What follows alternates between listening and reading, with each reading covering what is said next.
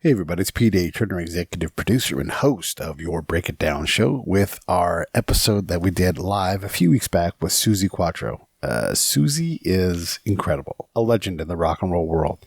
She is, by all accounts, the first female musician to front a rock and roll band. There was very few people who were females fronting rock and roll bands. There was Grace Slick, Tina Turner, whose boyfriend and husband basically invented rock and roll, Ike Turner, Debbie Harry, 1964.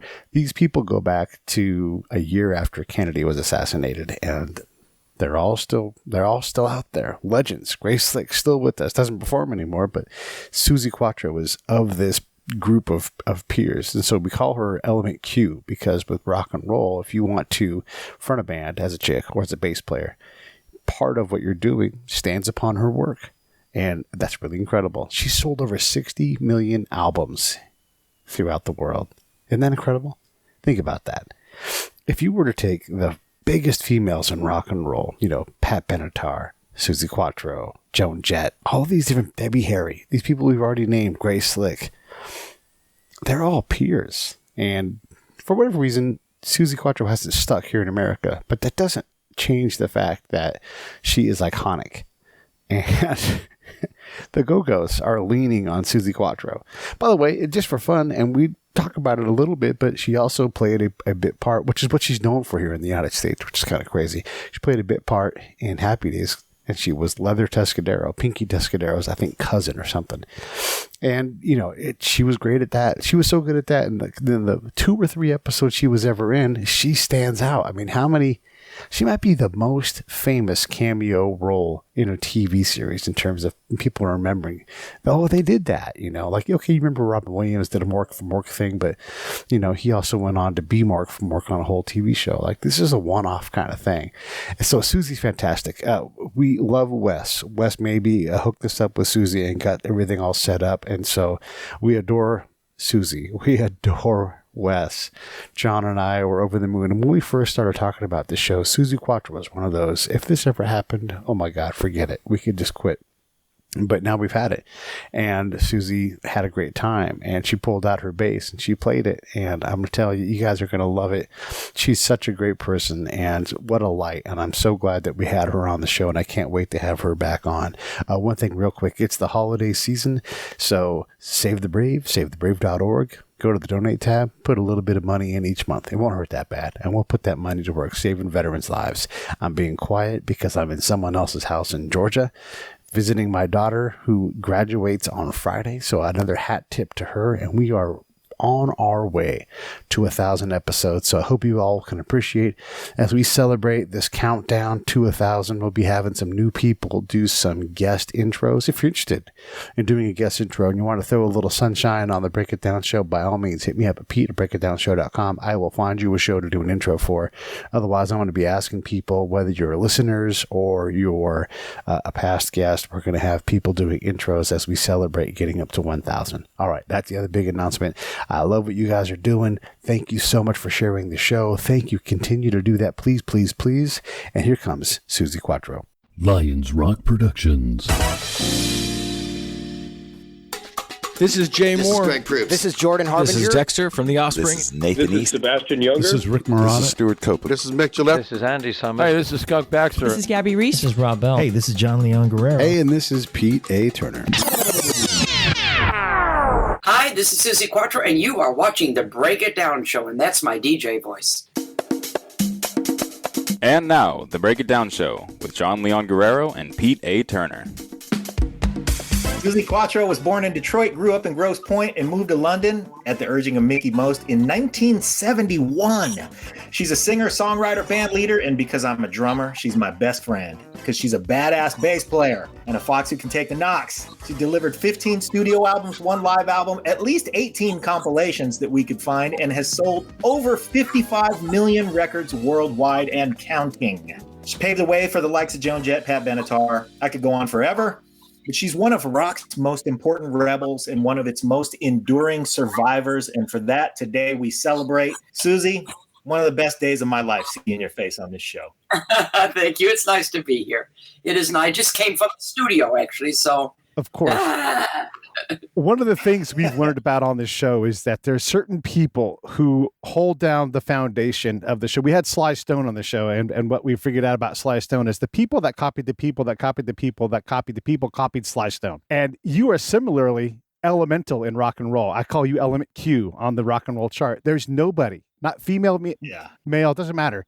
Nobody who doesn't have your DNA, your element in their rock. Nobody. I know it's just there, isn't it? And you know what the best thing about, and I agree with what you say, by the way, when I do my 15-minute bass and drum solo on stage, I actually say that without the bass and the drums, you've got nothing. Yeah. Because we are the engine. We are the engine that drives the car. Everything else is a color. But I am not a failed, this is important, I'm not a failed guitar player. How many bass players do you know that started on guitar and went to, I didn't. I'm a bass player. A bass player. No. I'll say before you played bass, you played percussion. Well, I was. That was my first instrument. I read and write and play percussion. I read and write and play classical piano. I'm self-taught on the bass. So all three of those things are percussive instruments, you know? Yeah. So that I'm wired that way. I'm just wired to lay it down, basically. The bass in your hands is a percussion instrument. Yeah, I do play it very percussive. Not always, though. Yeah. Not always. Sometimes I'm into that walking bass stuff, and you're not going to break me no matter what you do. I'm in there. But interesting enough, when I've had these conversations with different musicians, famous ones, not famous ones, whatever, the same thing is always said to me from different mouths, you know, be they famous or not. They always say the same thing. They say, whatever you play always feels correct. And that's the best compliment you can give me. Yeah. That it feels right. And that's what a bass should be. Should feel right. Don't play lead bass, you know. Play bass. How did you get to the bass? I mean, you're so early in your career, like the rock and roll thing. A lot of people playing bass at that point are still playing fucking stand-up bass, you know? And you're like, yeah, I want to front a band and I want to play the bass, this electric bass. It wasn't even that. It wasn't common for anybody. Were there any other lead performers who played bass when you got going? Anybody? I didn't have a blueprint. I didn't have anybody that I said, oh, I'd like to be like him. Didn't exist. Not female anyway. When we started the band, it was after seeing the Beatles on TV, and we were on the phone with just one of my sisters. There's four of us, and a brother, and two other sisters, and a girl who lived down the road. And we were going, all excited and everything. And I think it was Patty said, let's form an all-girl band. And everybody went, yeah. And then everybody, all at once, I'm playing lead, I'm playing rhythm, I'm playing drum. And I kind of didn't speak up. So my sister said, you're playing bass. I said, okay. I didn't care. And then I said, because I always am that element anyway in my DNA. And I asked my dad, did he have a bass guitar? Because he was a musician. And we had every instrument you could think of was at the family home. We had 3 pianos. We had a harp. We had 2 different accordions. We had guitars. We had ukuleles. We had everything you can think of. So I said, Dad, we're forming a band. Do you have a bass guitar I can use? And musicians get sick to their stomach when I tell them this. My first bass at the age of 14, and I still have it, 1957 Fender Precision. And you still have it. I rest my case. Yeah. Was there any doubt that I was going to be a serious bass player? I did not know. I don't pretend. I didn't know that it was a big bass. I just thought, this is what I've been given to learn. I didn't know there were shorter scale necks. I didn't know anything. I just thought, okay, I've been given this to learn, and that's what I learned. So that's why I never could be comfortable with a short scale or even a lighter one. This feels right. This is my baby. Yeah. Just for our listeners, that's a heavy bass, and it's the widest fretboard in the business, and you put it in the hands of a petite 14-year-old girl. No, but do I care? Yeah. Clearly, you do not. You do not. It was Alice Cooper, my good friend on my documentary. He says, why didn't she get a smaller bass? You know, I've known Alice forever. He said, I didn't know there was a smaller bass. How did I know this? That's right. I'm given a bass guitar to learn, so that's what I learned. It stands up to here on end, you know. So Hey, the documentary, again, for our listeners and viewers, is called Suzi Q, and it's available on all the streaming sites. So you should stream it. Alice Cooper's in it. Henry Winkler's in it. Debbie Harry's in it. Yeah. Of the Talking Heads, Tina Weymouth, and a lot of other people you influenced spoke up about your influence. So many. Katie Tunstall, she's a good friend of mine. Cherie from the Runaways, Joan. God, Debbie Harry. Yeah. That was funny when I watched the film the first time, and she's a friend of mine, and I love Debbie. And she comes on and she says, "Oh, Susie's so beautiful. I wanted to put my voice in and say," because I thought that would be really amusing, because, and I'm not searching for compliments. There are certain compliments anybody can take and find, but I can't handle Debbie Harry saying to me that I was so beautiful, and it makes me laugh. And I'm not looking for you to say anything, but it made me laugh. And I really and the director wouldn't let me do it. I wanted my voice to go to say Debbie, but very sweet of her to say that anyway. She's lovely. Yeah. Well, I have a compliment for you, and I'm going to demand that you take it, because I've had a crush on you for 55 years. And one of the reasons that's true is because of the song Your Mama Won't Like Me. I knew when I was a kid and I heard Your Mama Won't Like Me, and it flipped my switch. I was like, man, I'm in for some really painful teenage years, because the kind of girl I like is the kind of girl my mama don't like. Well, that's okay. We're on the same page. Also, by the way, that was rock and roll. And that song came out in what year did that come out? 74? 75. 75. That song came out in 1975, everybody. Go back and listen to that song. I defy you to find another song that is that badass. And I would actually, of all the people that are noted for taking your influence, one of my very, very favorite artists is a little known or a kind of a funk secret handshake. And her name is Betty Davis. And she was Miles Davis's wife and produced. I've seen stuff on her. Didn't she learn how to play? Was it drums that she played? I'm not sure. I know her first album was produced by Gregorico, the drummer from Sly and the Family Stone. I saw a documentary on him, and his wife played on stage with him. Yeah. And nobody knows that she did. Okay, so there you go. Yeah. But she also was a singer, and she also took her music and her writing in a direction that was very similar, which is to say, I'm a bad chick and I kick the door down. Absolutely. I love that work and that spirit. And we are only left to imagine that she took some amount of influence from, your ability to blaze that trail as well, especially since she was with Miles and Miles was constantly touring Europe. So I'm positive that she was exposed to what you were doing. Sure. It's Mike Chapman said, I can't remember where he said it. This is his words, not mine. He said, "Every single girl that came after me in the business owes something to me," which I thought was a very nice thing to say. But what you have to remember is, without bragging here, there wasn't anybody before me. So this kind of mantle falls onto my shoulders. Sure, there were women musicians, of course. Big Mama Thornton, Oh, yeah. Yeah, so many of them. But I was the first one to have success, fronting a band, playing the bass guitar. So this mantle falls to me. And I didn't even know I was doing it. I was just doing what I had to do. And this is why it worked. That I didn't know I was doing it. If you get what I mean psychologically, I didn't do it on purpose. I just was uncompromising about who and what I was. This is me. I either make it like this or I don't make it at all. And I had that attitude. I still have the same attitude now. Yeah. Take me as I am or go away. This is me. It's all you can be is who you are. That's all anybody can be. I wanted to get your thoughts on Tina Turner, because she also, her old man invented rock and roll, largely. And so she's one of the very few people that's sort of even akin to you. You guys are different styles, but what are your thoughts? Yeah, but she's not a musician. This is what separates.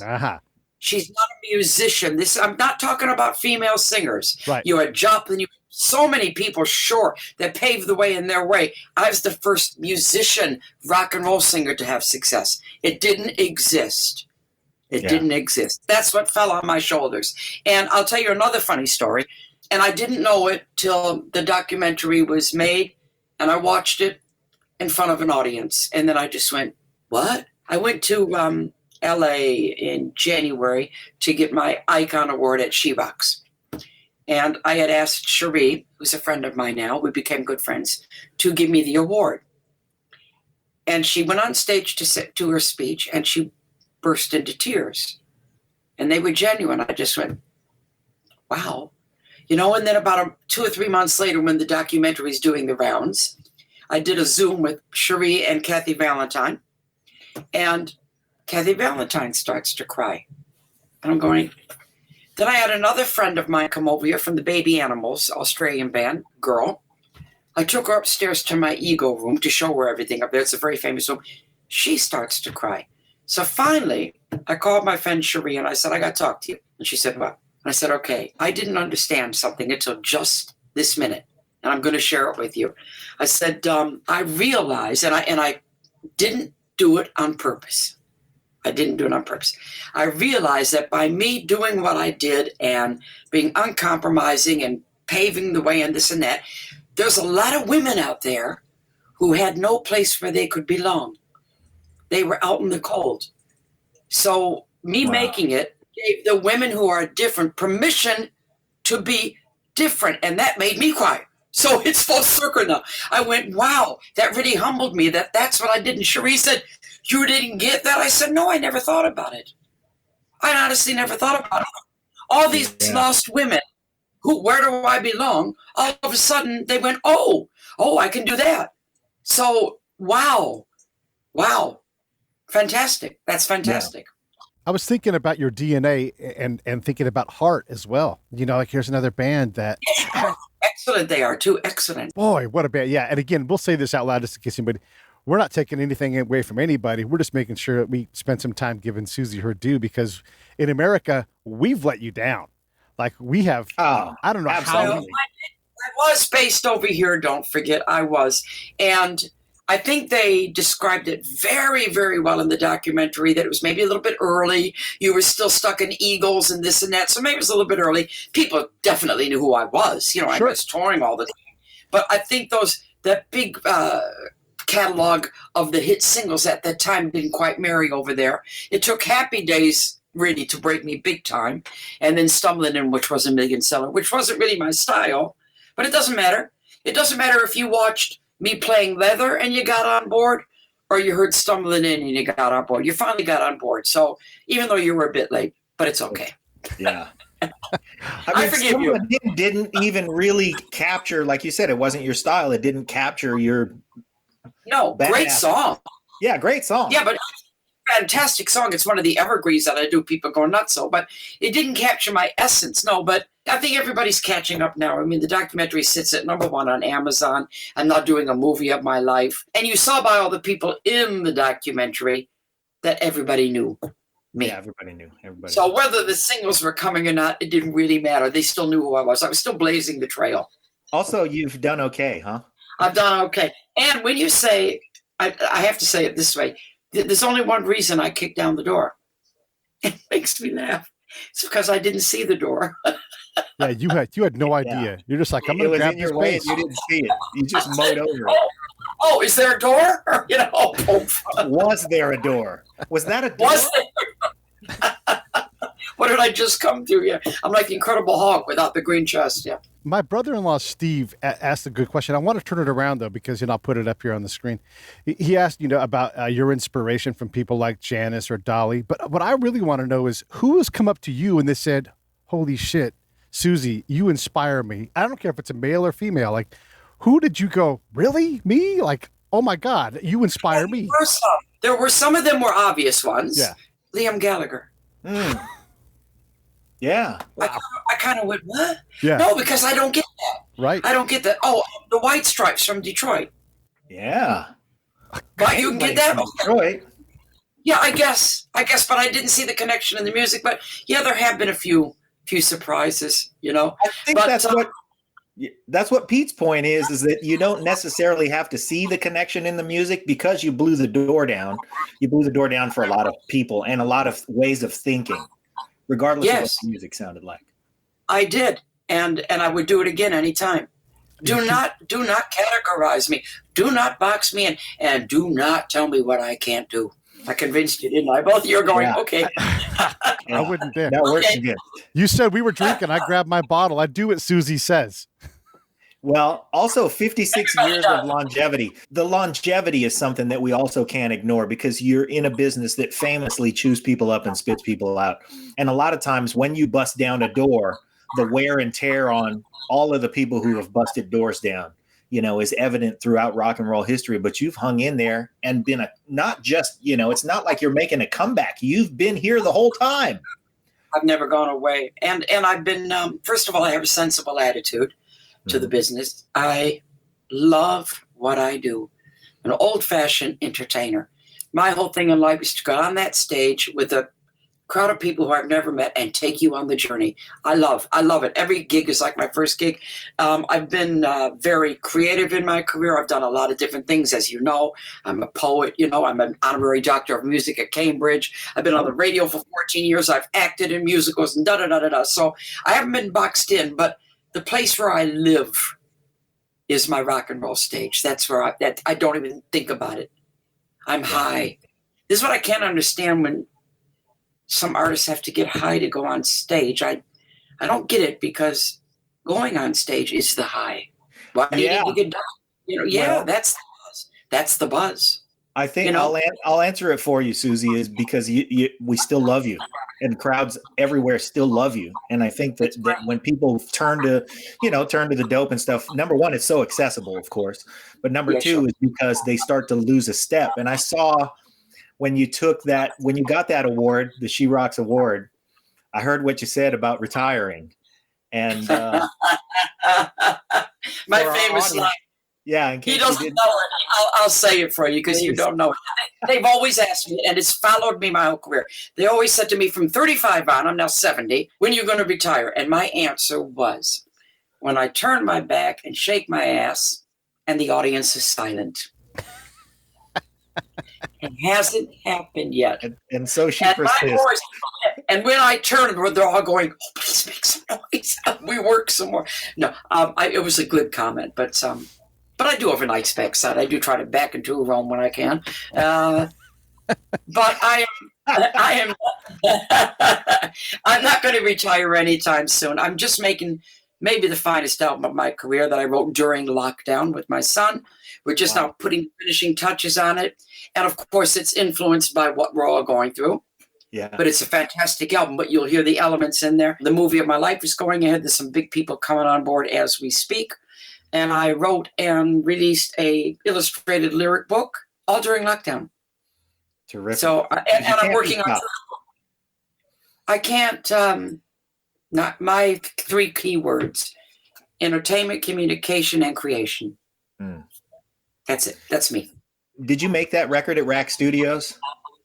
I did 5 days at Rack, 10 days around the corner from me, and quite a few days in my home studio. So we now just added some strings to the Christmas single, because you can't have a Christmas single without strings. It's absolutely beautiful. But the whole album is just really happening. It's as important as my first album. No Control really put me back on the map in many ways. The reviews for that were great. First time I worked with my son, and he managed to push my Suzi Quatro buttons. He did it. Wow. When he first started to write together, I finally said, okay, let's try it out. We did a few demos. And he said to me, he had the nerve to say to me, I want to remind you of who you are. And I went, Wow. Then I said, you're grounded. No, it was good. It was good. He did push my buttons, and I think he didn't know he was doing it, I don't think, but he was remembering the person he saw as he was growing up. And so he wanted me to go back, not that I left it, but he wanted me to go into that beauty of that element again, which is what I did. And we made a great album. But this one's even more. Jeez, what's he doing to me? That's terrific. Just because you've been in the business so long and we see how people make adjustments as they go longer and longer into the business, do you guys still do Can the Can in the original key? Sure. All right. That's another thing. Sure. That's another thing. In fact, I play the drums at the beginning of that. I go up and do a drum solo with the drummer. That's another thing I don't understand. Other artists, when they say, oh, we can't stand to do those hits. I think, what's the matter with you? Yeah. My God, you're up there. You go, they go, ah, how can you not love it? You should always be proud of your past. Don't dwell on it, but be proud of it. You know, I always add new tracks from each album and all that. And so this album right now, we're doing 5 tracks from it. So now when the next one comes out, I'll add some of that, you know. So we do, when you see my 2-hour shows, which is what I do now, 2 hours with a 50-minute interval, costume change, you get everything from the beginning to the present day. And you get a real journey, which is what I like, you know. I do a song at piano by myself. People love that. I do a bass drum solo. I do a drum solo. I do everything I can do. And play your hits and your favorite album tracks. And entertain you, which is what I love to do. I have got the entertainment gene. You're an old school entertainer. Hey, just because I'm a drummer, I have to ask, where's Dave Neal? Oh, that's a question. Okay. About a year and a half ago, possibly 2 years now, I had a gig that I was doing and my normal drummer couldn't do it.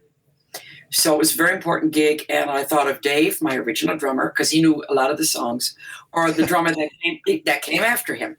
Mm-hmm. So Dave, my original drummer, he really wanted it. You know, he just said, please, please, please let me do it. So I said, okay. So it was in Switzerland. He played fantastic. We played an hour and a half, 2-hour show. He was great. And all the records sounded authentic because he was the drummer on them, you know.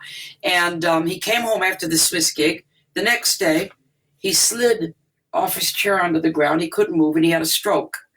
And he's in a wheelchair. Not good. Well, I've been to see him prepared for that answer.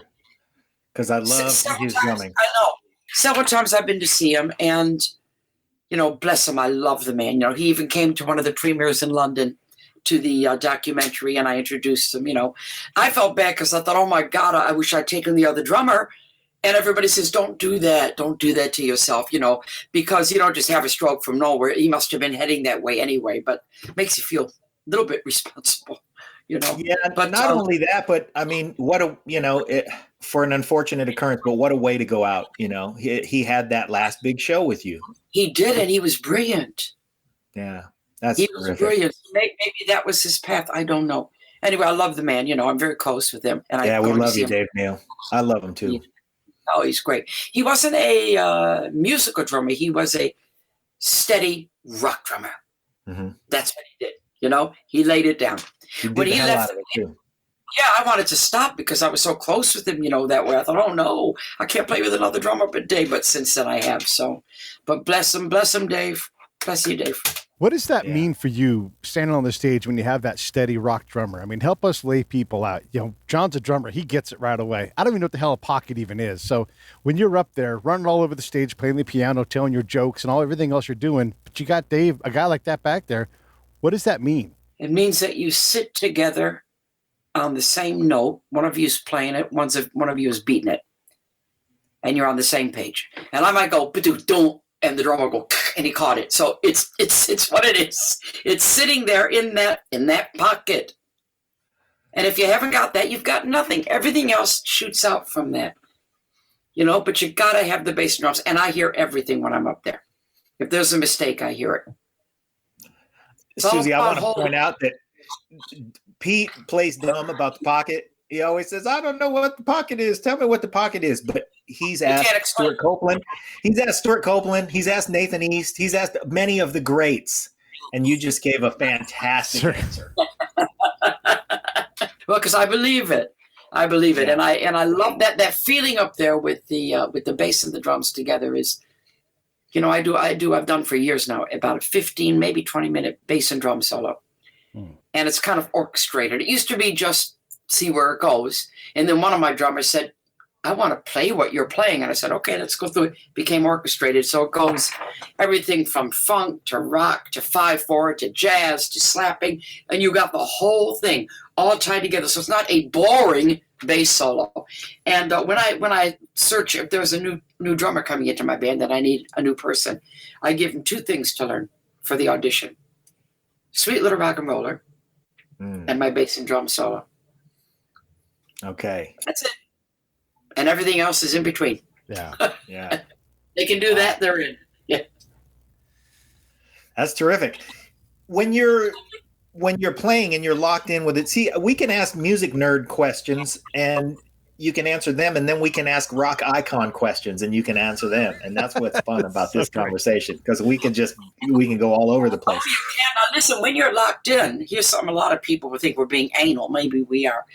You know, for me, I like, you know, you can either play on the front of the beat or the back of the beat. Now, you know what I'm saying, right? Okay. Yeah. So I like the drummer to play on the back of the beat. Because it gives me the ability to have the intensity to just be a little bit in front, a little bit on the top of the beat. And that makes that rounded. The tension. Okay. And another no-no for me. And I'm sorry, bass players who use a pick. But why? Why? You can't hear your skin. But click a pick on a bass. It's all about fingers and skin. That's right. And feeling, you know, you can go loud, you can go soft. A pick is just metal sounding. And I will say that most bass players who play with a pick are failed guitar players. There's a few. I'm not taking the piss, but there are a few who I'd say, okay, that's not true. I mean, like Jack Bruce, for instance, he's a fantastic player, but he did play lead bass. Yeah. And he had to play lead bass because he was in the Cream. So there were only 3 instruments. So he had to fill in a lot of spaces, which I understand. Then you get somebody like Jamerson. Now, see, now you're getting me. I am going nerdy now. Good. Jamerson from Detroit, who was my hero. Yeah, James Jamerson. We love him. Oh, yes. I have a lot of his style in my way. I do a lot of triplets. I do leave spaces. I do a lot of walking because he was a jazz player. A lot of walking. Mm-hmm. Yeah, a lot of walking. Your gallop. You have a very Jamerson-esque gallop. Yeah, I do. Yeah, I do. I remember I listened to, years ago I was jamming. I was like maybe 16, jamming along to records on stereo in Detroit. And I put on How Sweet It Is by Marvin Gaye. And I started to play along. And I went, what? What? Put it back. What? You know, you think, doom, doom, doom, doom, doom, doom, doom. No! And I played it again, and Jamie said, doom, doom, ticket, the doom, ticket, the boom. Jesus Christ Almighty! So he played 1/3 of the notes I thought I heard, and this changed my style. This is a real wake-up point for me. I went, okay, leave the gap. Sometimes you leave the gap, you know, but you have to learn. You have to feel. I had to feel what he felt. So I took some stuff from him, and I took some from Canned Heat bass player. I love jazz too. And I love boogie. I'm a real boogie player. Yeah. There's that gallop. I was telling Pete just before you came on, the toughest thing to do is when somebody says, hey, come sit in with us. And the first thing they want to play when you're ice cold and half drunk is a shuffle. Do you know you cannot, if you hang on 1 second, I'm going to grab my acoustic bass. Don't go away. Okay. Oh, this is we're a treat. It is on. This is happening. Hey, I want to ask you a question. Is it that she has a Jamerson like gallop, or does Jamerson have a Suzi like gallop? That's a question you can ask with almost everybody we talk about in these conversations. Well, it's true, but James Jamerson was, he was born in 1920 or something. So in this one case, it goes the other direction. But the thing about that is that she's talking about leaving space between notes, and the ability to have that fluidity and that dexterity is great, but it's amplified when you're also singing. Okay. Look at that. Here, this is how sweet it is to be loved by you. Right? Right. That's almost rhythmically similar to what you're saying. Here's Jamerson.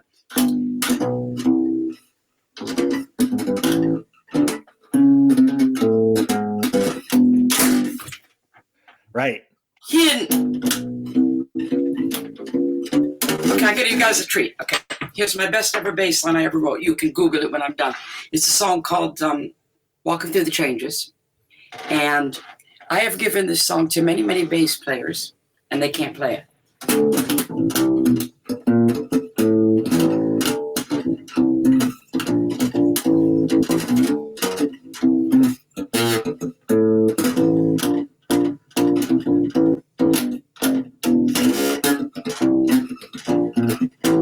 You all those triplets? Yeah. But the shuffle, what you were talking about was people get up to play. The shuffle. Now you hear when I do my master bass classes, I try to explain it to people. You can't teach somebody to feel that shuffle. Right. It's not right. That's not what it is. Too straight.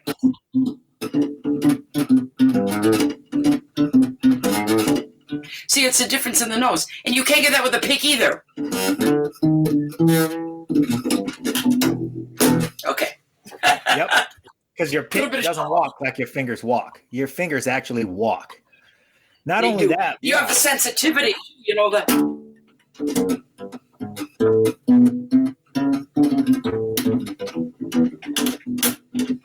How can you do that with a pick? How can you do that? And my son wrote a song on the album. That was one of these. And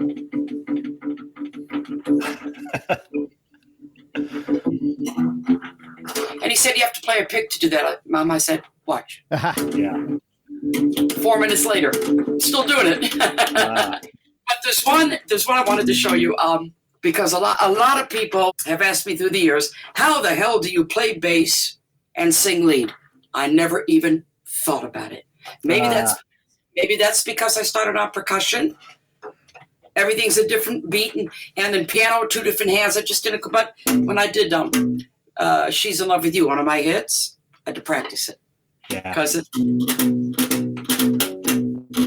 like a machine. Doesn't move. So if you see her all alone one night, walk up to her, just sweetly ask her why. Do you hear that? Complete behind. Yeah. And she replies with words that don't make sense. It may be just because she's shy. And how do you do that? Yeah. So I had to practice so I didn't think about this going like a machine and put my vocal behind. Now I can do it and I don't think about it. But that was a hard one to sing and play. The only one.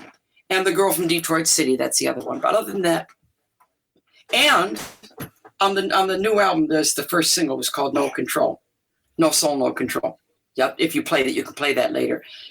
We put down, Richard showed me, it's so funny how this happened. Richard showed me a little riff in the studio. We were making the demos. And I said, I'm not sure if you're going to like this, Mom. It's a little bit heavy. And I said, show me. And I said, stick it down with the drum machine. Quick. Stuck it down. I took it into another part of the studio and I wrote immediately a melody line that was it just fit. Boom. So I came in and I said, I know this is a demo, but let me put down my real vocal, which I did. Okay. It just worked. It was the vocal that we ended up on the record. Then we started adding the real instruments. The drums came on, the keys came into there a bit. Richard redid his guitar. And then I had to come and redo my bass because when you're playing with the drummer, it's going to be different than the drum machine, of course. So I did my bass part and I was playing along to my lead vocal. So I got carried away. And I was just playing and playing and playing. And then I went to learn the song for stage. And I went, what? What did I do? Yeah. And I had to get the guy to send me the bass way up. So now it's okay. But I mean, I definitely, because I wasn't even doing the scratch vocal, I definitely played a little. Then I was being a bass player.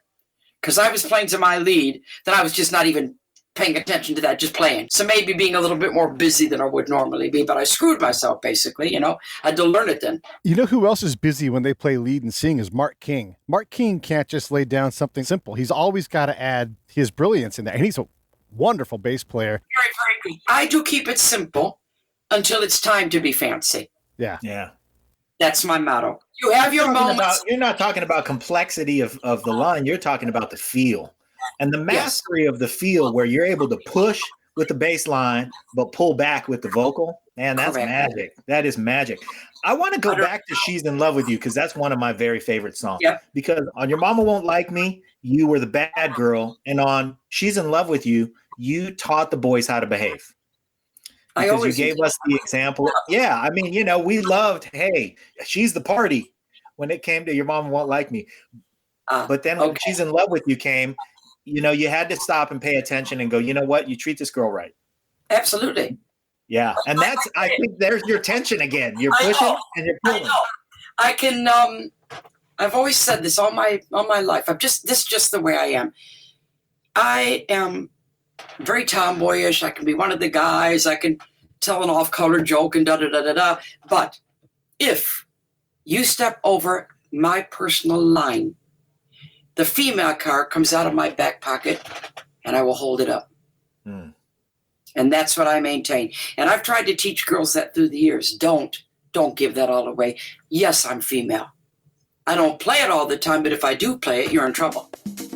Hey, this is Pete A. Turner from Lions Rock Productions. We create podcasts around here. And if you, your brand, or your company want to figure out how to do a podcast, just talk to me. I'll give you the advice on the right gear, the best plan, and show you how to take a podcast that makes sense for you, that's sustainable, that's scalable, and fun. Hit me up at pete@breakitdownshow.com. Let me help. I want to hear about it. Yes, I'm female. I don't play it all the time, but if I do play it, you're in trouble. Yeah. Yeah. There you go. Still a lady. Yes. Nice.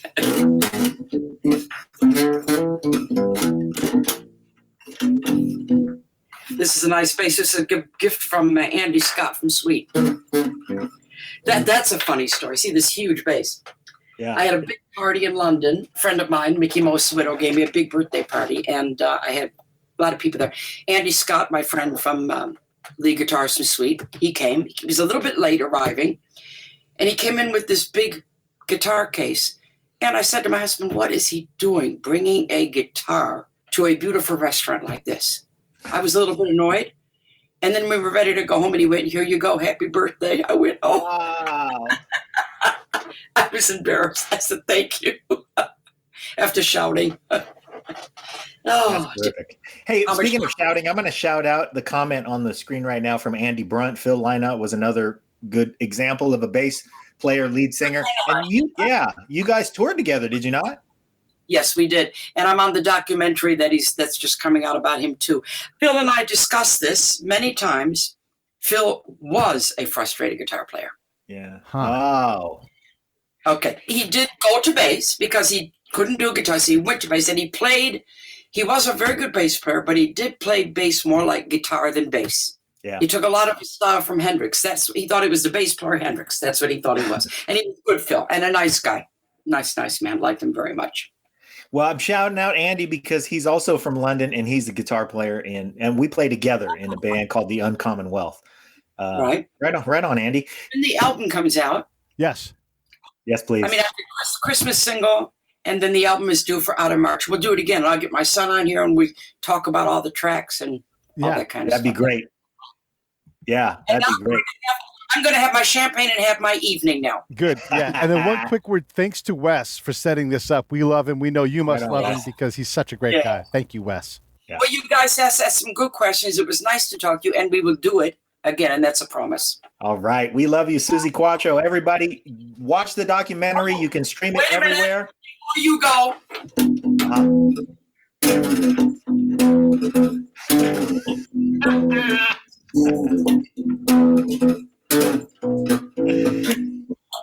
Yes.